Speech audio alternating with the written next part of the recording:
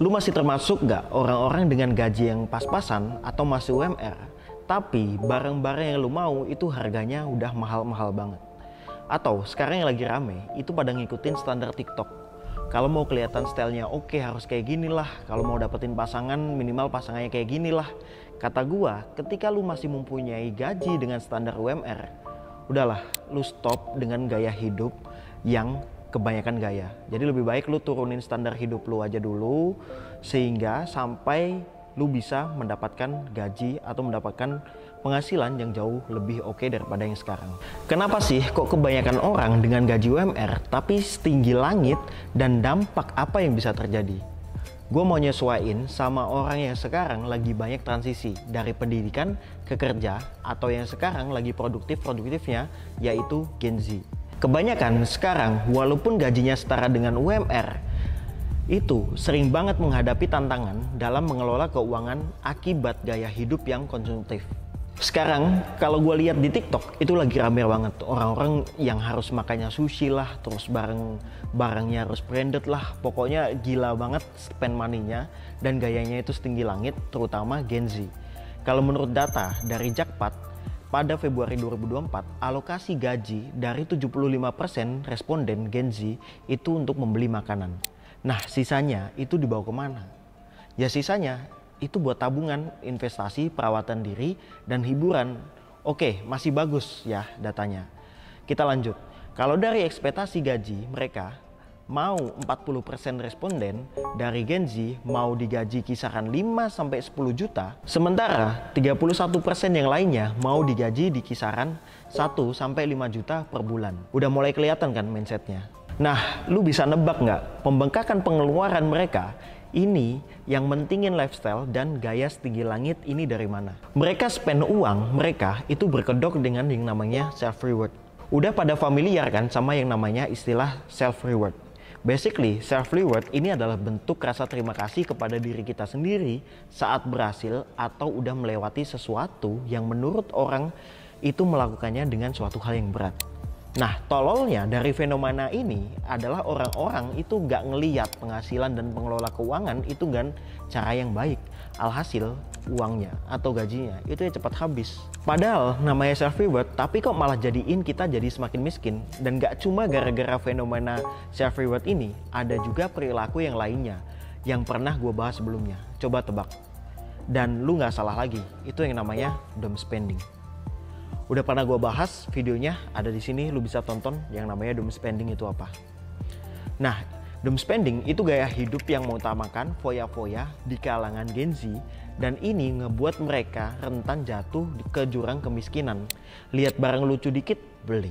Lihat barang viral dikit, beli. Kayak Labubu kemarin, beli. Kayak nanti sepatu apa yang viral dikit, dibeli. Nah, itu bikin lu jadi semakin miskin. Terus, fenomena-fenomena kayak gitu, itu berdampak nggak sama keuangan kita?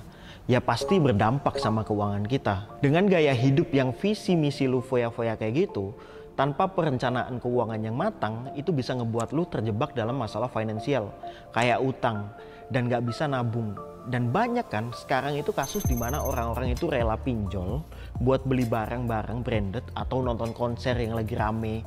Yang biasa itu orang-orang pada FOMO aja kayak gitu, yang seharusnya itu gak penting buat lu tonton, lu harus datang ke konser itu lu gak penting banget gitu.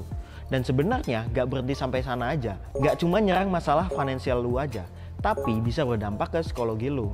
Lu tahu nggak, dengan finansial lu yang turun terus gara-gara lu nurutin ego buat beli barang-barang yang seharusnya nggak lu pentingin atau lu beli, itu bisa stres dan ngalamin yang namanya kecemasan finansial.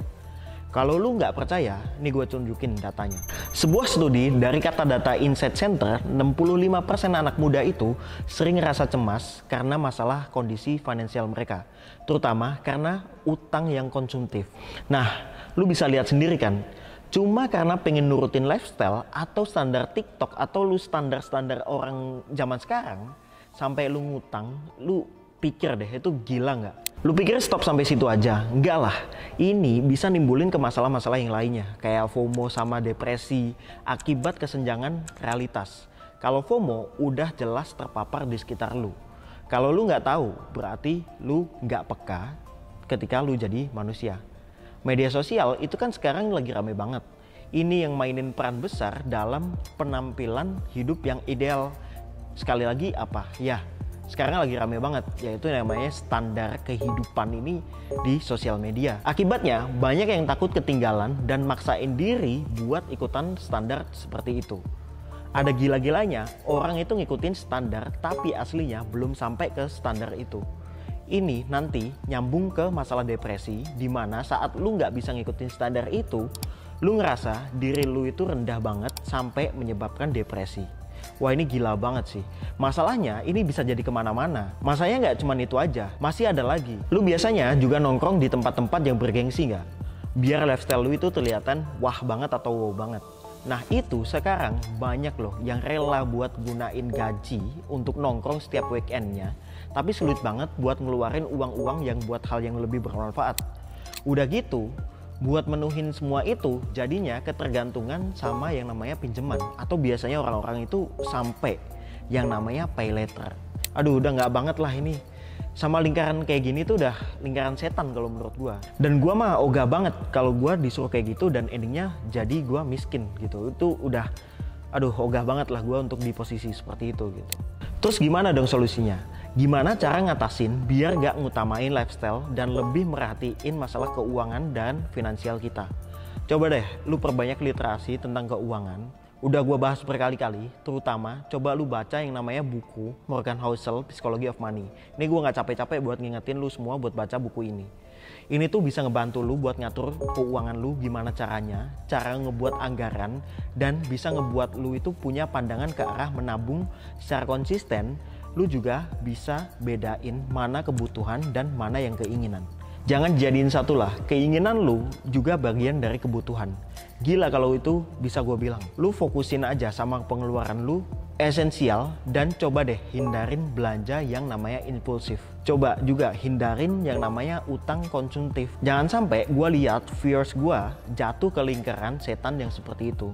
Cobalah buat manage uang lu dan pemasukan lu, jangan sampai lu itu ngutang. Gue please banget ini, percaya sama gue. Gak baik ngutang itu. Jadi manusia itu agak pinteran dikit lah. Oke, kecuali lu nyari investor dan lain sebagainya, itu beda cerita. Cobain juga investasi kecil-kecilan. Sekarang kan ada kripto tuh. Lu bisa investasi di sana. Gua udah jelasin detail di videonya sebelumnya, ada di sini. Lu juga bisa tonton gimana caranya lu investasi di kripto biar lu paham dari A sampai Z-nya itu seperti apa. Coba deh spending uang ke arah yang jauh lebih baik dan lebih bijak. Dan bijak-bijaklah lu dalam belanjain uang lu dan hindarin media sosial itu yang bisa bikin lu FOMO itu seperti apa.